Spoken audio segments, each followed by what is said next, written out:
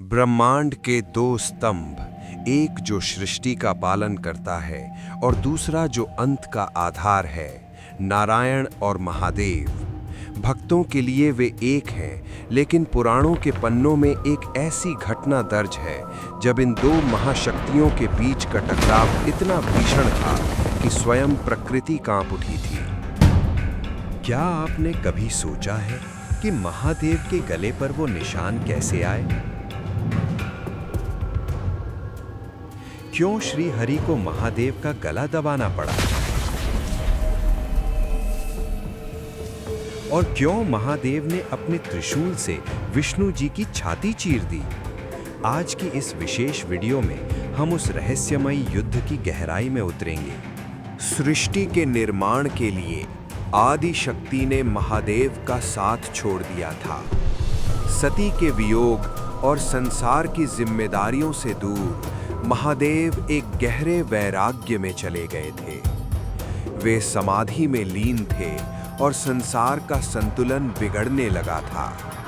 नारायण जानते थे कि महादेव को उनकी समाधि से जगाना आवश्यक है, लेकिन पशुपति को क्रोध दिलाना साक्षात प्रलय को निमंत्रण देना था। इसीलिए भगवान विष्णु ने एक लीला रची। उन्होंने अपने वाहन गरुड़ देव को आदेश दिया कि वे नागराज वासुकी पर आक्रमण करें। वासुकी, जो महादेव के परम भक्त और उनके गले का आभूषण है। गरुड़ और वासुकी के बीच भयंकर युद्ध हुआ। जब वासुकी पराजय के निकट थे, तब उन्होंने अपने रक्षक को पुकारा। भक्त की पुकार सुनकर कैलाशपति की समाधि टूटी। जब महादेव युद्ध भूमि में आए तो उनका क्रोध सातवें आसमान पर था। गरुड़, रुक जाओ। मेरे शरण में आए हुए जीव पर प्रहार करने का साहस तुमने कैसे किया? हे महादेव, मैं विवश हूं। ये मेरे स्वामी नारायण की आज्ञा है। मैं पीछे नहीं हट सकता। गरुड़, धर्म केवल आज्ञा पालन में नहीं होता, निर्बल की रक्षा में भी होता है। मेरी शरण में आए हुए प्राणी को कोई स्पर्श भी नहीं कर सकता। क्रोधित महादेव ने जैसे ही गरुड़ को दंड देने के लिए अपना त्रिशूल उठाया, वहां स्वयं नारायण प्रकट हो गए। शंख की ध्वनि गूंजी और ब्रह्मांड रुक गया। अब मुकाबला बराबरी का था। एक तरफ सुदर्शन चक्र की चमक थी तो दूसरी तरफ त्रिशूल की मार। दोनों के बीच ऐसा युद्ध हुआ जैसा न पहले कभी हुआ था, न कभी होगा।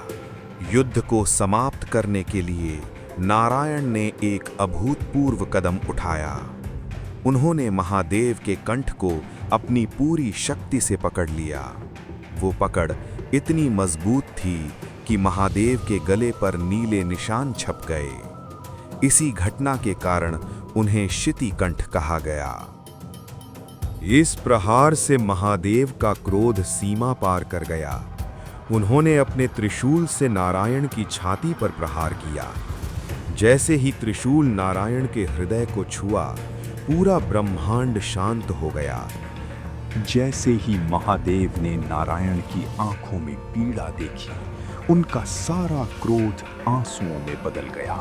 उन्होंने तुरंत नारायण के घाव को अपने हाथों से ठीक किया। तभी नारायण मुस्कुराए। महादेव समझ गए कि ये सब नारायण की एक प्रेममयी लीला थी। भक्तों, ये युद्ध अहंकार का नहीं, बल्कि संसार के कल्याण का था। शिव और विष्णु अलग नहीं हैं, वे एक ही सत्य के दो रूप हैं, जिन्हें हम हरिहर कहते हैं। क्या आपको महादेव और विष्णु जी की ये कथा पता थी? कमेंट्स में हर हर महादेव और जय श्री हरि लिखना ना भूलें। और ऐसे ही पौराणिक रहस्यों के लिए सब्सक्राइब करें मिस्टिक हिस्ट्री वर्स को।